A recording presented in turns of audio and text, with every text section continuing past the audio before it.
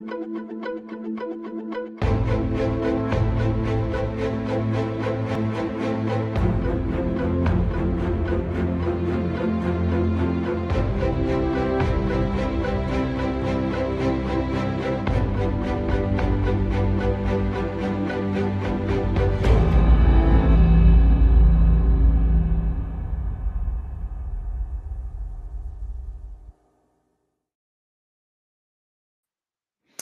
everyone, welcome to Deep Thinker. This is our Wednesday 3 o'clock show.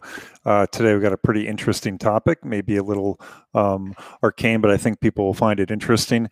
For those of you, I got a new poster in back of me. It's now Austin instead of a bunch of dead trees. And my guest today is none other than Matt Domsch. And Matt and I both worked together for a few years here in Austin, but the topic today is about ham radio and amateur radio operators. So welcome, Matt. Thanks to the show. Thanks, Charles. It's going to be fun. Yeah. So the way I understand it, the ham radio industry started back in the early 1900s. The term ham came from, I don't know, I guess it was just kind of a term. I heard that it meant hamish, like you would ham finger sandwiches, like you couldn't do Morse code properly. Ham-fisted. Ham-fisted, and it was kind of an unsophisticated term for someone who didn't know Morse code really well. But currently today in the U.S., we have over 670,000 licensed operators in the U.S., and the amateur radio is really a non-commercial exchange of messages that's free, besides buying the equipment and electricity. It's wireless, experimental, self-training. It's for private recreation, radio sports, contests, certainly for emergency use. And my primary experience has been with what's called single sideband, which is what we use for sailboats to get weather, emergency services, and talk to a community. And the reason why you do this is cell phones just are not possible out in the middle of the ocean, and satellite phones are prohibitively expensive, especially if you're talking point to point. So out of necessity, this type of radio use becomes really interesting, and so Matt's going to go through some of his cases and how he uses it. So Matt, I'll hand it over to you. How did you get started in ham radio? This was from your dad? Have you been doing it for years? I'll hand it to you. I've been in the hobby for about 3 years. I had one early experience back in college when one of my classmates had hooked up a little robot that he had designed to a ham radio receiver, and he was using a little handy-talkie, little handheld radio, bouncing the signal off of the Prudential building in downtown Boston and back onto campus to drive remote control his radio using the number buttons. Wow! So I thought that was pretty cool, but I didn't know. I didn't really understand what it was he was doing or how he was able to do it. But I thought it was a neat idea. I think everybody's had like walkie-talkies in their life, and this is like a really expensive, powerful walkie-talkie. So if you fast forward a few years, and I've been doing a lot of camping with the Boy Scouts. I've got multiple kids involved with the program, and we would go off-grid quite a ways, where cell phones rarely would reach well. And one of my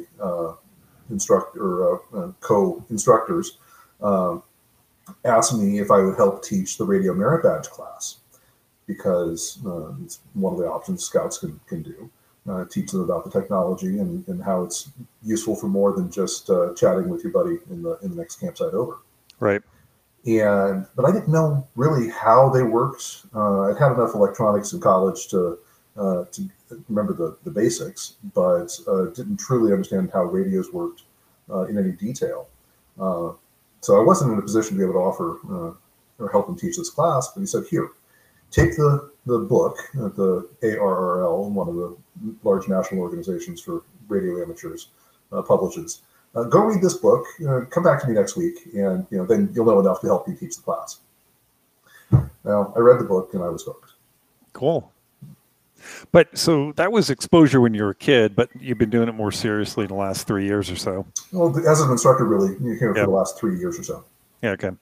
So, I have some general questions. So, everyone has a different use. There's base station folks, there are mobile folks, there are marine folks. It seems like they're all in their different clique, and it's use based, and so the clubs are based around those uses.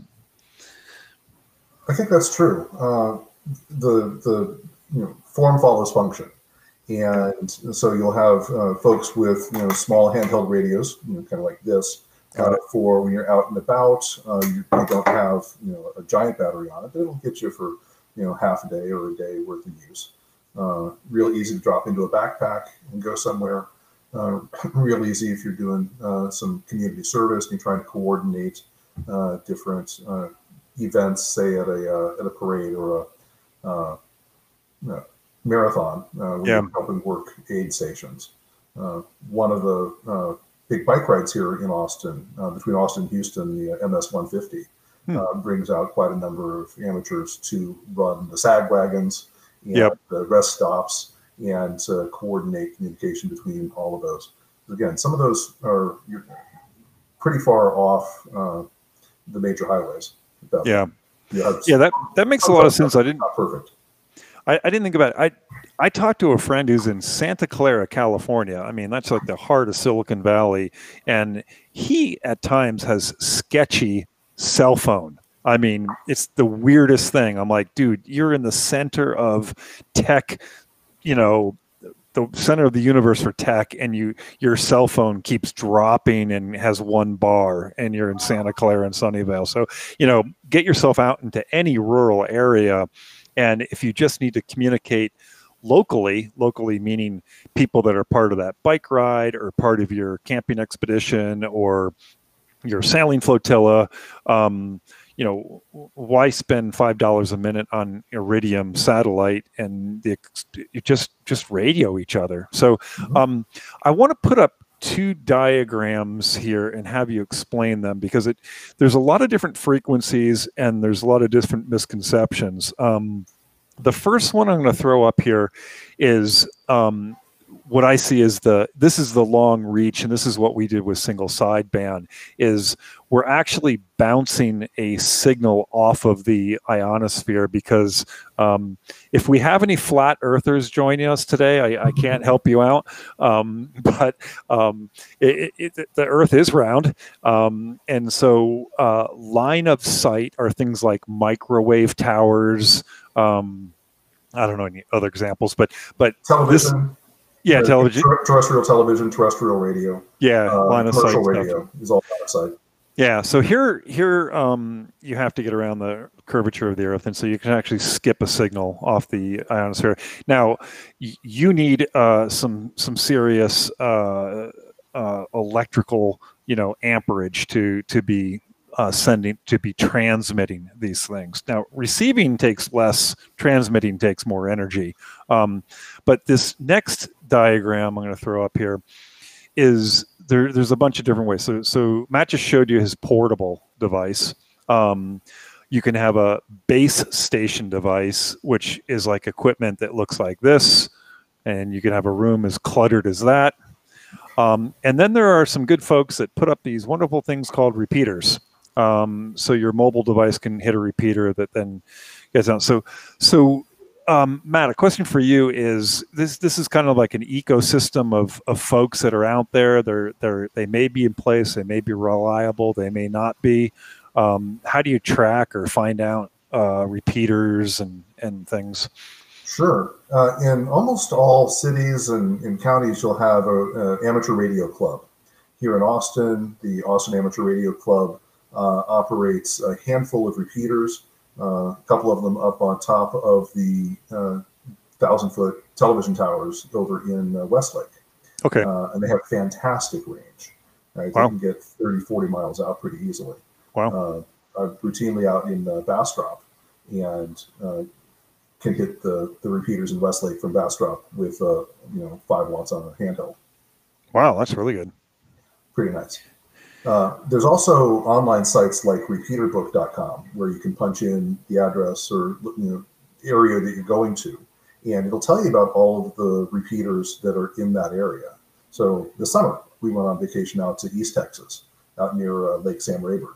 And knowing I was going to be out on a boat for a while, but not sure we'd have great cell phone coverage, I pulled down the list of repeaters from Repeater Book, programmed them into my radio, and had them just in case something were to go wrong. Yeah. Cool. And so the devices, you can spend very little or you can spend a boatload in this world. And then there's more and more laptop software to be tracking stuff. And like you said, finding frequencies. And this is no small feat. But in order to listen, so anybody can go buy amateur radios and you can listen all you want. But if you hit that little transmit button, that's when you need to have a license. And these licenses come in a couple different forms. And it's been so long, I don't even remember. There's a tech license and a general license. I don't even remember what advanced and extra are. But advanced no longer exists. Extra does. So technician, general, and extra are the three. So what do isn't it like if you take one, you should take the other, or they're similar, or if you take one, it means it's better, you don't need to take the other one? I forget. Fundamentally, you just you get more privileges, meaning you have access to more spectrum you can transmit on with the higher class licenses. So which is which one? So technician is the first license that you would test for. Okay. And that gives you permission to operate, to transmit on the VHF and UHF spectrum. So the 145, 146 megahertz range and the 440 megahertz range that's licensed to amateur operators, as well as a little bit of access in the high frequency, the ones that do the long skip.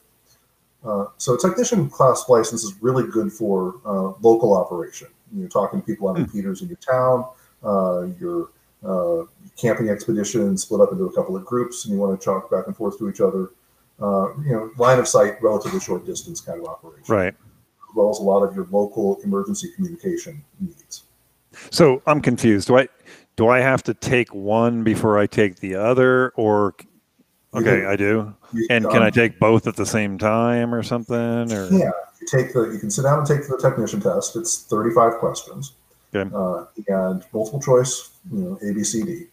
If you pass that, you can. Most testing organizations immediately let you sit down and take the second test and take your general. Again, if you pass the first one or something, or if you pass the first, that's right. Yeah. You got to pass them in order. So you pass your technician, then you can sit down and take your general, pass the general, 35 questions. You pass that one. Maybe not in the same session, but depending on the organization, maybe the same session, you can sit down and take the third test, which is your amateur extra. And that's 50 questions, multiple choice. What does that buy you?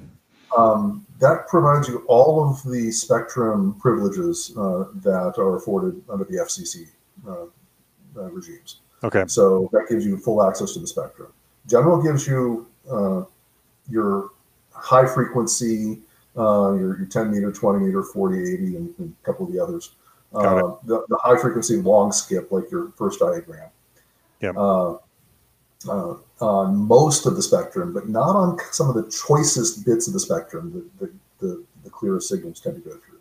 To get that last little bit, you need that amateur extra test. Yeah. So I got a question coming over chat, which is, can you take these classes online? And I believe the answer is no. You got to go to a volunteer examiner or something? There are, because of COVID, a number of organizations have started offering the testing online. I don't have a list of them handy here. But there have, your local clubs will know about them. And in the ARR magazine, I've seen reference to them. Is it a timed exam? You have a certain amount of time? Realistically, no. It's up to the organization who's actually offering the test, and it is volunteers offering it. Usually they set aside several hours, and the 35 question multiple choice, if you've read the book, it'll take you half an hour at most. Yeah, exactly. Right? So Just I just remember a proctor exam means it's not open book and you're not cheating and all that kind of stuff. If you go online, I guess it's going to be a little bit more of the honor system, because you can be having an open book and they won't know because there's no proctor there. I guess I don't know. Yeah, presumably they have you look around with your camera to show that you don't have any books out, you don't have any other windows open. I haven't done an online exam myself since they just started offering them recently as a result of COVID. Yeah. I took mine a long time ago, and I don't ever remember it being that difficult. I didn't take the extra, so I don't know how tough that is. It gets into a lot more theory, and it really made me remember a lot of the double E that I had and had forgotten over the last 25 years. Great. And a little bit, and certainly some concepts that I had just never been introduced to before. Yeah. But I read the book in the evenings over a number of weeks. Yeah. And went in quite comfortable. Good. You can take the tests online, practice tests, all you want. There are apps on your phone you can get. Yeah, some are free. Yeah. You can feel real comfortable that you're going to get all the answers. The questions in the answer bank are all published in the back of the ARRL books. They're publicly available. Okay. So you can know the entire test set of questions, right? There's 800 questions in the bank, and they'll ask you 50 of them. Yeah, a little different than taking the bar, because when I took the bar for the legal exam, they say there's 2 wrong answers and there's 2 right answers, but of the 2 right answers, there's one that is arguably a tiny bit more right than the other. And I'm like, oh, geez. And it really is that way. And at least the amateur radio license isn't trying to trick you like that. So that's good. Yeah, not that I found. Another question here. Can your signal be tracked? And I think the answer is yes with a direction finder, because I know when I used to fly, we had a DF thing. And so we could tune in a AM radio station, and I'd have a little needle that would point to the AM radio station. But can they get to your house or your local, or?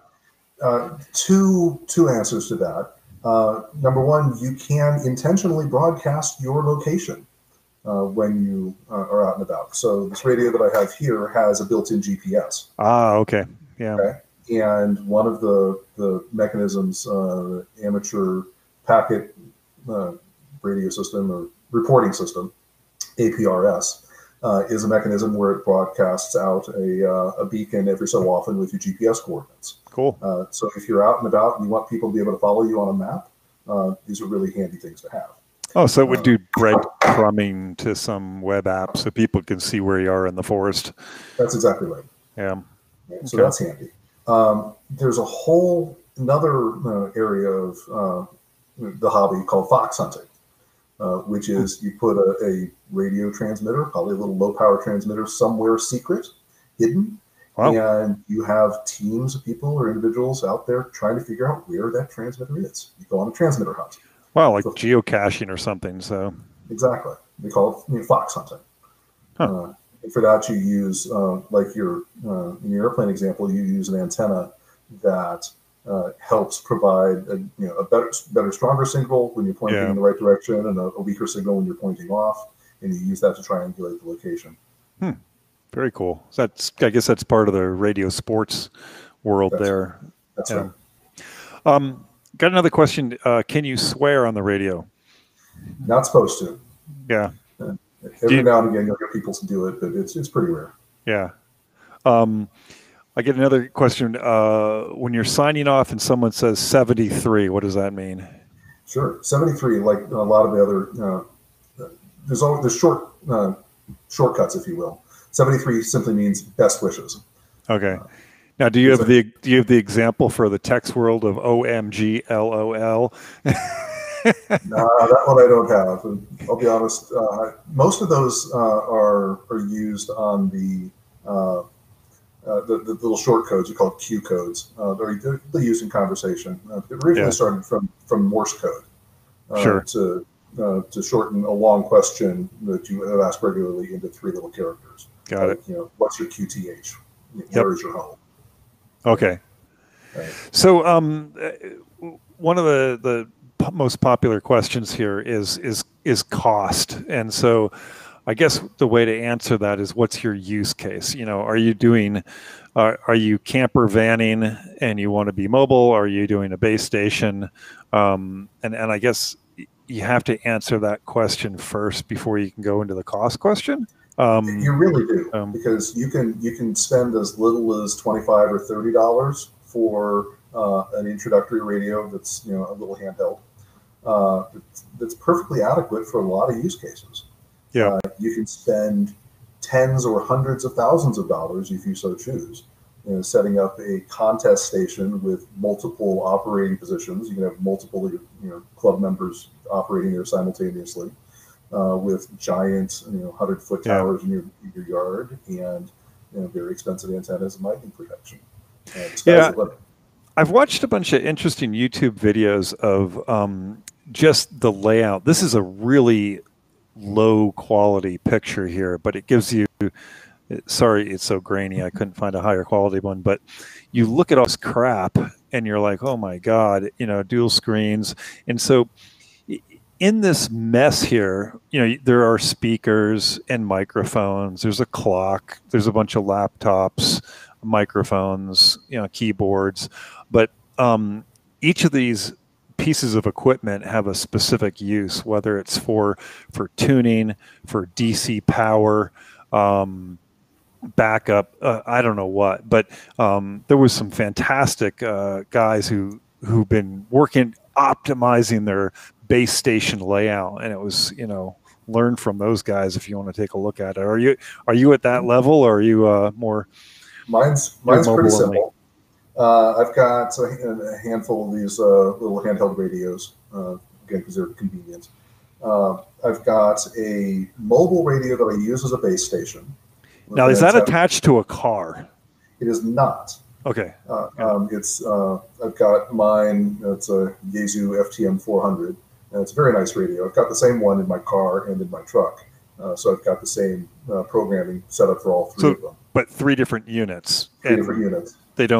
You don't carry them around or something. No, okay. No, they need to be plugged into 13.8 volt DC power. Yeah. So I need a power supply for them.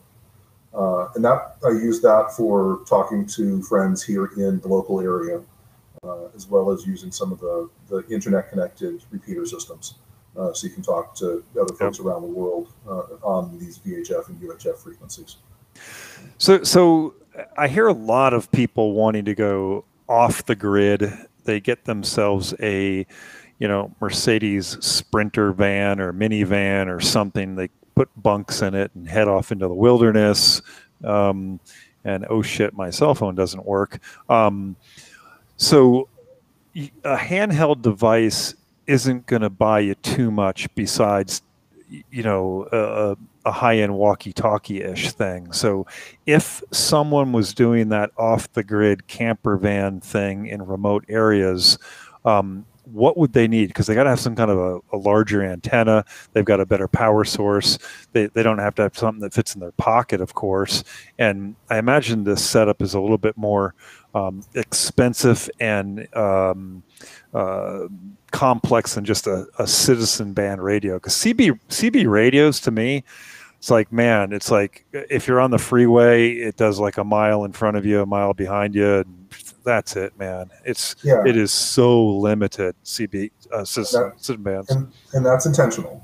Okay. The FCC wanted to keep the power limits down to prevent them from going long distances. Okay. These radios are generally a mobile radio.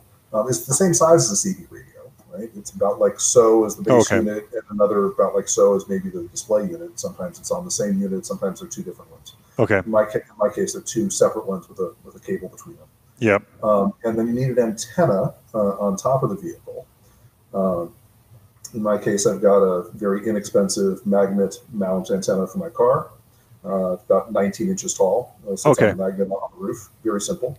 Nothing totally obnoxious that sits up 10 feet. Okay. On my truck, I've got it's a half-wave vertical, so it's a full 1 meter tall. Yeah. Hard mounted on top of the truck, and that provides a real nice signal for. Now, those aren't units that you're skipping off the ionosphere, are you? Those are good for what type of range? You can get 20, 30 miles on them pretty easily. Okay. Especially if you're hitting a repeater somewhere between you. Yep. If you've got a repeater 30 miles away, then your footprint obviously is that of the repeater. Yeah. And the quality of the voice is really good. Oh, it's as clear as you and I are talking right now. Really? Wow. Especially the new digital technologies that are available. So it just cleans up all the background noise and just, oh, that's great. Yeah, I think anybody who hears, ham radio system band, they're used to the, 10-4 good buddy, and they're thinking of in movies or something, or World War II, that you're like, what the hell did he say?